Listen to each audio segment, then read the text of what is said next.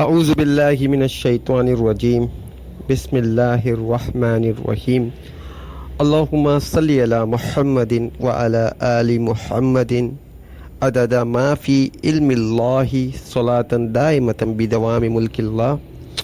پیارے دوستوں، introduction to Quran series کا لیکچر نمبر 4 لے کر آپ کی خدمت میں حاضر ہیں۔ آج کا لیکچر قرآن مجید، قرآن حکیم کی ترکیب اور تقسیم سے متعلق ہے۔ بہت سی چیزیں مل کر کوئی شے مرکب بنتی ہے۔ قرآن مرکب کلام ہے، اس کی تقسیم صورتوں اور آیات میں ہے، اور پھر اس میں احزاب اور گروپ ہیں۔ عام تصور قرآن تو ایک کتاب کا ہے، تو یہ ہے کہ اس کے ابواب ہوتے ہیں کسی بھی کتاب کے، لیکن قرآن حکیم پر ان اصطلاحات کا اطلاق نہیں ہوتا۔ قرآن حکیم اپنی اصطلاحات خود وضع کرتا ہے۔ ان اصطلاحات کی دنیا میں موجود کسی بھی کتاب کی اصطلاحات سے کوئی مشابہت آپ کو نہیں ملتی۔ چنانچہ علامہ جاحظ نے ایک بہت بڑا خوبصورت عنوان قائم کیا۔ وہ کہتے ہیں کہ عرب اس سے تو واقف تھے کہ ان کے بڑے بڑے شعراء کے دیوان ہوتے تھے۔ سارا کلام کتابی شکل میں جمع ہو گیا تو وہ دیوان کہلا دیا جاتا تھا۔ لہٰذا کسی بھی درجے میں اگر مثال اور تشبیہ سے سمجھنا چاہیں تو دیوان کے مقابلے میں لفظ قرآن ہے۔ پھر دیوان سے بہت سے قصائد کا مجموعہ ہوتا تھا۔ ہمارے ہاں بھی کسی شاعر کا دیوان ہوگا تو اس میں قصائد ہوں گے، غزلیں ہوں گی، نظمیں ہوں گی۔ قرآن حکیم اس سطح پر جو لفظ و صورت ہے، اللہ تعالیٰ کا یہ کلام صورتوں پر مشتمل ہے۔ اگر کوئی نثر کی کتاب ہے تو وہ جملہ پر مشتمل ہوگی، اگر نظم کی ہے تو وہ اشعار پر مشتمل ہوگی۔ اس کی جگہ قرآن حکیم، قرآن مجید کی اصطلاح آیت ہے۔ شاعری میں اشعار کے خاتمے پر ردیف کے ساتھ ساتھ ایک لفظ قافیہ کہلاتا ہے۔ غزل کے تمام اشعار ہم قافیہ ہوتے ہیں۔ قرآن مجید پر بھی ہم عام طور پر اس لفظ کا اطلاق کر دیتے ہیں، اس لیے کہ قرآن مجید کی آیات میں بھی آخری الفاظ کے اندر صوتی ہم آہنگی پائی جاتی ہے۔ یہاں انہیں فواصل کہا جاتا ہے، قافیے کا لفظ استعمال نہیں کیا جاتا۔ کسی بھی درجے میں شعر کے ساتھ کوئی مشابہت پیدا نہ ہو جائے۔ قرآن مجید کا سب سے چھوٹا یونٹ آیت ہے، یعنی قرآن مجید کی ابتدائی اور اکائی کے لیے لفظ آیت اخذ کیا گیا ہے۔ اس آیت کے معنی نشانی کے ہے۔ قرآنی آیت گویا اللہ کے علم و حکمت کی نشانی ہے۔ آیت کا لفظ قرآن مجید میں بہت سے معنی میں استعمال ہوا ہے، مثلا آیات آفاقی اور آیات انفسی یا آیات نفسی۔ اس کائنات میں ہر طرف اللہ تعالیٰ کی نشانیاں ہیں۔ کائنات کی ہر شے اللہ رب العزت کی قدرت اور اس کے علم اور اس کے حکمت کی گواہی دے رہی ہے۔ گویا ہر شے اللہ ہی کی نشانی ہے۔ پھر کچھ نشانیاں ہمارے اندر بھی ہیں، جیسے کہ وَفِي الْأَرْضِ آیَاتٌ لِلْمُؤْمِنِينَ، اور زمین میں نشانیاں ہیں یقین لانے والوں کے لیے۔ وَفِي أَنفُسِكُمْ أَفَلَا تُبْصِرُونَ، اور خود تمہارے اپنے وجود میں بھی، تو کیا تمہیں نہیں سوچتا؟ یہ ہے سورہ زاریات کی آیت نمبر 20 اور 21۔ اسی طرح سورہ حامیم سجدہ میں اللہ رب العزت فرماتے ہیں سَنُرِيهُمْ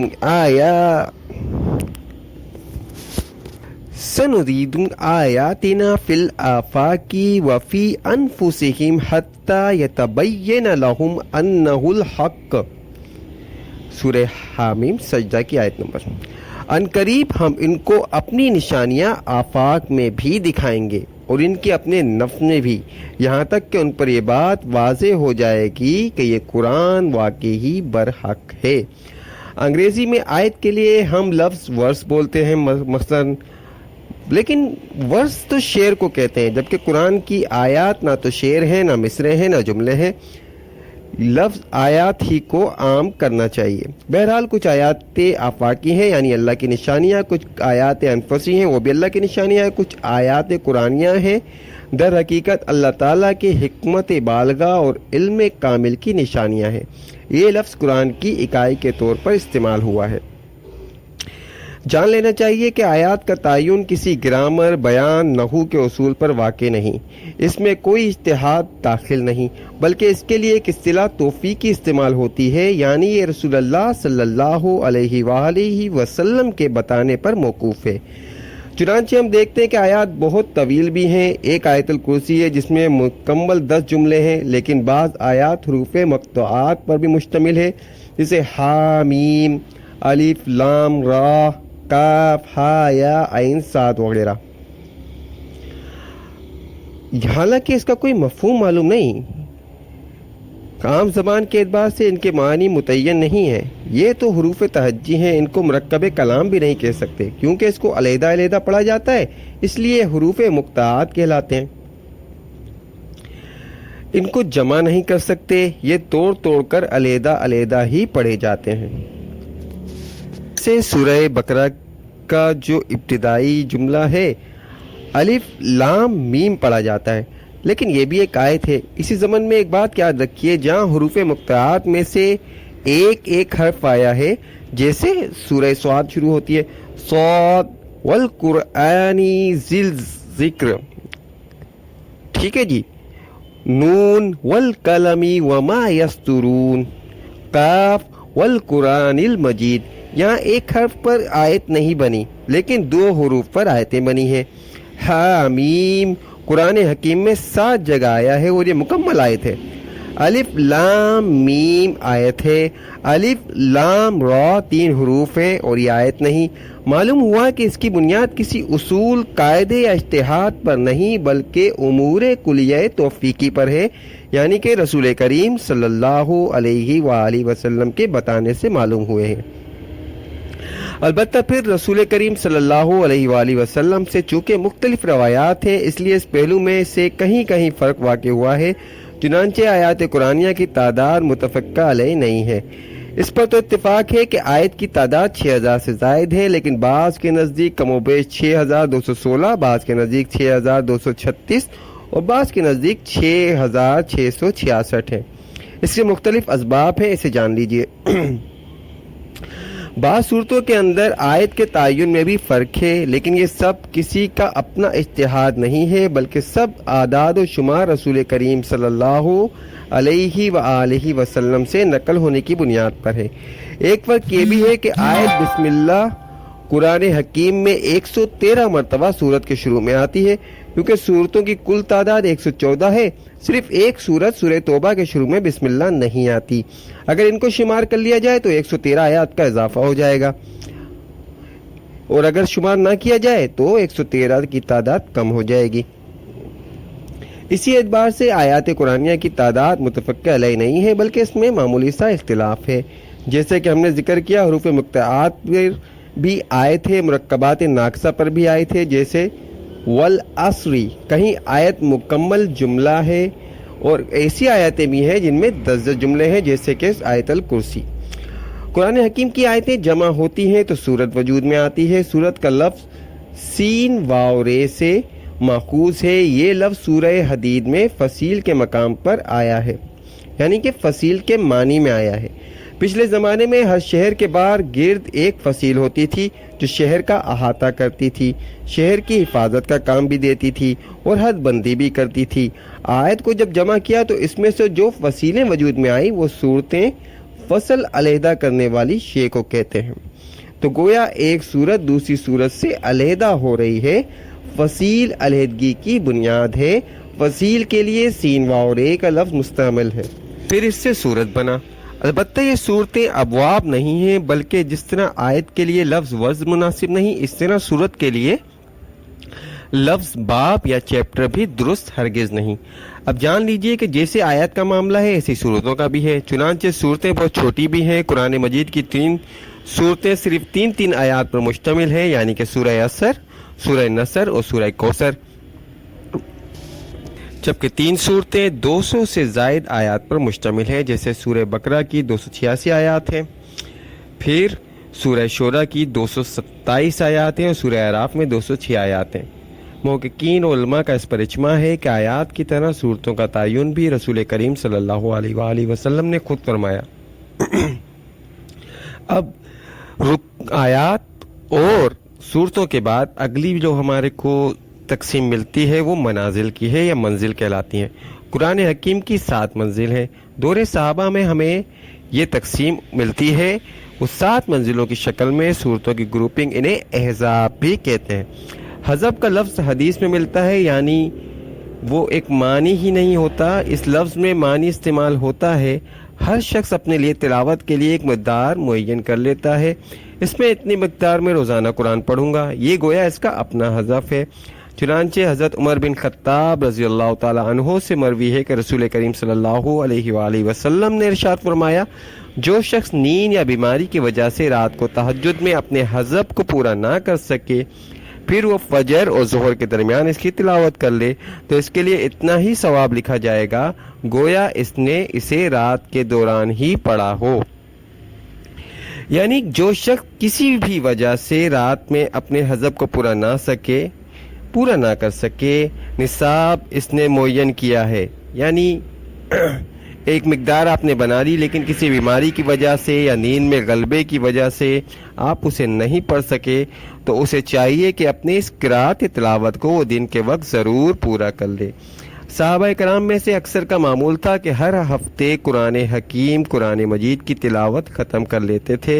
लिहाजा ज़रूरत महसूस हुई कि कुरान के 7 हिस्से ऐसे हो जाएं कि एक हिस्सा रोज़ाना तिलावत किया जा सके, तो हर हफ्ते कुरान मजीद का दौरा मुकम्मल हो जाए। इसलिए सूरतों के 7 मजमूए या ग्रुप बना दिए गए। इन ग्रुपों के लिए आजकल हमारे यहाँ जो लफ्ज़ मुस्तआमिल है या आम है वो मंजिल है, लेकिन अहादीस और रिवायत में हज़ब का लफ्ज़ आया है। अहज़ाब या मनाजिल की इस तकसीम में बड़ी खूबसूरती है। ऐसा नहीं किया गया कि ये 7 हिस्से बिल्कुल मसावी किए जाएं। अगर ऐसा होता तो ज़ाहिरी बात है सूरतों टूट जाती और इनकी फसीलें ख़त्म हो जाती। चुनांचे हर हज़ब में पूरी सूरतें शामिल की गईं। इसी तरह एहज़ाब या मंजिलों की मिकदारें मुख्तलिफ हो गईं। चुनांचे कुछ हज़ब छोटे हैं और कुछ बड़े, लेकिन इनके अंदर सूरतों की फसीलें नहीं टूटी, ये इनका हुस्न है। और करें तो मालूम होता है कि ये शे भी अल्लाह ताला की तरफ से ही है शायद। अगरचे ये नहीं कहा जा सकता कि मंजिलों की तयन भी तौफीकी है, लेकिन मनाजिलों की इस तकसीम में गिनती के एतबार से जो हुस्न पैदा हुआ है, इससे मालूम होता है अल्लाह ताला की ही हिकमत का एक मज़र है। सूरह फातिहा को अलग रख दिया जाए, ये तो कुरान हकीम का मुकदमा या दयाबचा है, तो इसके बाद पहला हज़ब या मंजिल 3 सूरतों सूरह बकरा, आल इमरान और सूरह निसा पर मुश्तमिल है। दूसरी मंजिल 5 सूरतों पर मुश्तमिल है। तीसरी मंजिल 7 सूरतों पर मुश्तमिल है। चौथी मंजिल 9 सूरतों पर मुश्तमिल है। पाँचवीं मंजिल 11 सूरतों पर मुश्तमिल है। छठी मंजिल 13 सूरतों पर मुश्तमिल है, जबकि 7वीं मंजिल जो कि आखिरी मंजिल है, इसमें 65 सूरतें हैं। आखिर में सूरतें छोटी छोटी हैं। याद रहे कि 65 भी 13 का मल्टीपल बनता है। सूरतों की तादाद जैसा कि जिक्र हो चुका है 114 है। ये तादाद मुतफ़क्का अलैह है, इसमें कोई शक व शुबे की गुंजाइश नहीं। सूरतों और पारों की तकसीम। सूरतों की पहली तकसीम रुकू में है। ये तकसीम दौरे सहाफ़ा और दौरे नबूवी में नहीं हुई। ये तकसीम ज़माना माबाद की पैदावार है। रुकू की तकसीम बड़ी सूरतों में की गई।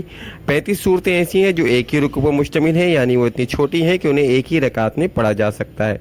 लेकिन बाज़ सूरतें तवील हैं, जैसे सूरह बकरा में 40 रुकू हैं। रसूल करीम सल्लल्लाहु अलैहि वसल्लम से मनकूल है कि आपने एक रात में इन 3 सूरतों की मंजिल एक रकात में मुकम्मल की, लेकिन ये तो इस्तिस्ना की बात है। आम तौर पर तिलावत की वो मिकदार जो एक रकात में बआसानी पढ़ी जा सकती हो, एक रुकू पर मुश्तमिल होती है। रुकू रकत से ही बना है। ये तकसीम हज्जाज बिन यूसुफ के ज़माने यानी ताबईन के दौर में होती नज़र आती है, लेकिन ऐसा नज़र आता है कि तकसीम बड़ी मेहनत से मानी पर गौर करते हुए की गई कि किसी मकाम पर एक मजमून मुकम्मल हो गया और दूसरा मजमून शुरू हो रहा है, तो वहाँ अगर रुकू कर लिया जाए तो बात टूटेगी नहीं। रुकू की तकसीम बिलअमूम बहुत उम्दा है, लेकिन चंद एक मकामात पर ऐसा महसूस होता है कि अगर ये आयत यहाँ से हटाकर रुकू माक़बल में शामिल की गई होती या रुकू का निशान इस आयत से पहले होता तो मानी और मफहूम के एतबार से बेहतर होता। बहरहाल ये बड़ी मेहनत से गहराई में गौर करके तैयार की गई है। इसके अलावा एक तकसीम हमें पारों की तकसीम नज़र आती है। اس لیے اس کی زیادہ تعریف نہیں کی جا سکتی کہ اس میں صورتوں کی فصیلیں توڑی گئی ہیں۔ ایسا محسوس ہوتا ہے کہ جب مسلمانوں کا جوش ایمانی کم ہوا اور لوگوں نے معمول بنانا چاہا کہ ہر مہینے میں کم از کم ایک مرتبہ تو قرآن کو ختم کر لیں، تب انہوں نے اس کو 30 حصوں میں تقسیم کر دیا۔ اس مقصد کے لیے کسی نے غالباً یہ حرکت کی کہ اس کے پاس جو مصحف موجود تھا اس نے اس کے صفحے گن کر 30 پر تقسیم کرنے کی کوشش کی ہوگی، غالباً، ایسا ضروری نہیں ہے۔ اس طرح جہاں بھی صفحہ کٹ گیا وہیں نشان لگا دیا اور اگلا پارہ شروع ہو گیا۔ اس تقسیم کی مثال دیکھیے، سورہ حجر کی ایک آیت 13ویں پارے میں ہے جبکہ باقی پوری سورت 14ویں پارے میں ہے۔ ہمارے ہاں جو مصحف ہیں ان میں آپ کو یہی طریقہ نظر آئے گا۔ سعودی عرب سے جو قرآن مجید بڑی تعداد میں شائع ہو کر پوری دنیا میں پھیلا ہے اور یہ اب پاکستان اور ہندوستان کے مسلمانوں کے لیے اسی انداز میں شامل کیا جاتا ہے جس سے کہ ہم مانوس ہیں۔ البتہ اہل عرب کے لیے جو قرآن مجید شائع کیا جاتا ہے اس میں رموز اوقاف اور علامتیں ضبط بھی مختلف ہیں۔ اس میں 14واں جز سورۃ ہجر سے شروع کیا جاتا ہے، گویا وہ تقسیم جو ہمارے ہاں ہے اس میں انہوں نے اجتہاد سے کام لیا، اگرچہ پاروں کی تقسیم باقی رکھی ہے۔ بعض دوسرے عرب ممالک سے جو قرآن مجید شائع ہوتے ہیں ان میں پاروں کا ذکر ہی نہیں ہوتا۔ حضرت عبداللہ بن مسعود اور حضرت عمر بن حسین رضی اللہ تعالی عنہ سے مروی ہے، متفق علیہ حدیث ہے کہ رسول کریم صلی اللہ علیہ وآلہ وسلم نے فرمایا، خیر الناس کرنی ثم الذین یلونہم ثم الذین یلونہم۔ اس حدیث کی روح سے بہترین ادوار تین ہی ہیں، دور صحابہ، دور تابعین، پھر دور تبع تابعین۔ ان تینوں زمانوں کو ہم قرون مشہود لہا بالخیر کہتے ہیں۔ باقی اس کے بعد کا معاملہ حجت نہیں ہے، اس کے دین کے اندر کوئی مستقل اور دائمی اہمیت نہیں ہے۔ ترتیب نزولی اور ترتیب مذہب کا اختلاف ایک اہم موضوع ہے، اس کو بھی اچھی طریقے سے سمجھ لیتے ہیں۔ قرآن حکیم ترتیب کے ضمن میں پہلی بات جو بالکل متفقہ علیہ اور ہر شک و شبہ سے بالا ہے وہ یہ ہے کہ ترتیب نزولی بالکل مختلف ہے اور ترتیب مصحف بالکل مختلف ہے۔ اکثر و بیشتر صورتیں جو ابتدا میں نازل ہوئیں وہ آخر میں مصحف میں درج ہیں، اور ہجرت کے بعد جو صورتیں نازل ہوئی ہیں جیسے البقرہ، آل عمران، سورہ نساء، سورہ مائدہ، ان کو شروع میں رکھا گیا۔ تو اس میں شک و شبہ کی گنجائش نہیں کہ ترتیب نزولی اور ترتیب مصحف مختلف ہے۔ جہاں تک ترتیب نزولی کا تعلق ہے، اس سے ہر طالب علم کو دلچسپی ہوتی ہے جو قرآن مجید پر غور کرنا چاہتا ہے، اس لیے کہ ترتیب نزولی کے حوالے سے قرآن حکیم کے معنی اور مفاہیم کا ایک نیا پہلو سامنے آتا ہے۔ ایک تو یہ کہ ایک خاص پس منظر کے ساتھ صورتیں جڑی ہوتی چلی آئی ہیں۔ ابتدا میں کیا حالات تھے جن میں یہ صورتیں نازل ہوئیں، پھر حالات نے کیا پلٹا کھایا کہ اگلی صورتیں نازل ہوئیں۔ چنانچہ ترتیب نزولی کے حوالے سے قرآن حکیم کو مرتب کیا جائے تو ایک اعتبار سے وہ سیرت النبی کی کتاب بن جائے گی صلی اللہ علیہ وآلہ وسلم، اس لیے کہ آغاز وحی کے بعد سے آپ صلی اللہ علیہ وآلہ وسلم کے پردہ فرمانے تک وہ زمانہ ہے جس میں قرآن نازل ہوا۔ دوسرا یہ ہے کہ اس پورے زمانے کے ساتھ قرآن حکیم کی آیات اور صورتوں کا جو مجموعی ربط ہے، ترتیب نزولی کی مدد سے اسے سمجھنے اور غور و فکر کرنے میں مدد ملتی ہے۔ بس قرآن مجید کے ہر طالب علم کو اس سے دلچسپی ہونا سمجھ میں آتا ہے۔ چنانچہ بعض صحابہ رضوان اللہ تعالی عنہم اجمعین کے بارے میں روایت ملتی ہے کہ انہوں نے ترتیب نزولی کے اعتبار سے قرآن حکیم کو مرتب کیا تھا۔ حضرت علی کرم اللہ وجہ الکریم کے بارے میں یہ بات بہت شدت کے ساتھ کہی جاتی ہے کہ انہوں نے بھی اسی ترتیب نزولی کے اعتبار سے مرتب کیا تھا، اور عوام کی سطح پر یہ مشہور ہے۔ خیر، یہ ایک فرقہ والی بات آ جائے گی تو ہم اس کو بات نہیں کرتے۔ بہرحال مولانا فراہی نے نظم قرآن کو اپنا خصوصی موضوع بنایا۔ وہ تفسیر قرآن میں لکھنا چاہتے تھے مگر لکھ نہ سکے، صرف چند صورتوں کی تفاسیر انہوں نے لکھی، ان میں سے بعض نامکمل ہیں۔ وہ ایک مفکر قسم کے انسان تھے، مصنف قسم کے انسان نہیں تھے۔ बहरहाल जो हम 7 मंजिलों और 7 एहज़ाब का जिक्र कर चुके हैं, अब मक्की और मदनी सूरतों के 7 ग्रुप्स का बयान हुआ है। ये दोनों किस्म के ग्रुप 2 जगह पर आकर मिल जाते हैं। पहली मंजिल तो सूरह निसा पर ख़त्म हो जाती है और पहली ग्रुप जो सूरह मायदा पर ख़त्म होता है। सूरह तौबा पर दूसरी मंजिल भी ख़त्म हो जाती है और दूसरा ग्रुप भी ख़त्म हो जाता है। सूरह यूनुस से तीसरी मंजिल शुरू होती है और तीसरा ग्रुप भी शुरू होता है। इसी तरह एक मकाम और है जो सूरह काफ से आखिरी मंजिल भी शुरू हो रही है और इसी से छठा ग्रुप भी शुरू हो रहा है। सूरह काफ छठे ग्रुप की पहली मक्की सूरत है। ये छठा ग्रुप सूरह तहरीम पर ख़त्म हो जाता है और आखिरी ग्रुप सूरह मुल्क से शुरू होता है। लेकिन जो मंजिल सूरह काफ से शुरू होती है वो सूरह नास में एक ही रहती है। ये वो चीज़ें हैं जो मालूमात के दर्जे में सामने रहे और जहन में मौजूद रहे, तो इंसान जब गौर करता है तो इसके हवाले से बाज़ औक़ात हिकमत के बड़े कीमती मोती हाथ रखते हैं। प्यारे दोस्तों, आज के लेक्चर का हम यहाँ पे इख्तिताम करते हैं। अगर आपको हमारी वीडियोस पसंद आ रही हैं तो प्लीज़ हमारे channel and for you Pakistan को सब्सक्राइब कीजिए और ये वीडियो अपने दोस्तों के साथ शेयर कीजिए। हमारी कोशिश है कि मालूमाती प्रोग्राम, मालूमाती वीडियोज़ आपके साथ शेयर करें जो हमारे लिए दुनिया और आखिरत दोनों के लिए भलाई का सबब बने। रब्बना आतिना फिद दुनिया हसना व फिल आखिरति हसना व किना अज़ाबुन नार। अस्सलामु अलैकुम व रहमतुल्लाहि व बरकातुहू।